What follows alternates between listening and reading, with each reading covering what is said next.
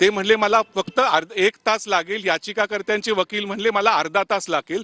तर कोर्ट म्हणलं पुढे आम्ही ही 25 फेब्रुवारीला ऐकू. आता 25 फेब्रुवारीला जर निर्णय आला, जर त्यांनी जैसे ते स्थिती उठवली तरच पुढची म्हणजे एप्रिल मे पर्यंत या निवडणुका होऊ शकतील. त्यामुळे आता 25 फेब्रुवारीची तारीख ही इम्पॉर्टंट आहे आणि कोर्टाने तो रिक्वेस्ट मान्य केला आहे की हे हाय ऑन बोर्ड होईल, मॅटर लवकर ऐकण्यात येईल, म्हणजे सुरुवातीच्या मॅटर्समध्ये असेल.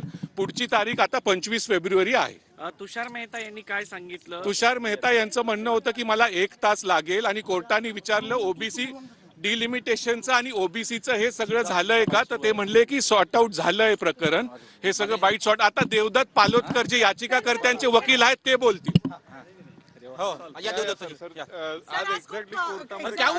एक महिन्यासाठी जे आहे नाही, आज काय झालं, प्रकरण जी आहे ती सगळी कॉल आउट केली सुप्रीम कोर्टाने मान्य. आणि आज सुप्रीम कोर्टाचं सर्वप्रथम जे आहे ते सर्वोच्च न्यायालयाने असं विचारलं की याच्यामध्ये ओबीसी रिझर्वेशनचा जो व्हायरस चॅलेंज झालेला आहे तर त्याच्या सुनावणीसाठी वेळ लागेल. पण आज राज्य सरकारतर्फे सुद्धा क्लिअर केलं आणि आम्ही सुद्धा क्लिअर केलं की ओबीसीच्या राजकीय आरक्षणाचा जो विषय आहे तो आता पूर्णपणे क्लिअर झालेला आहे.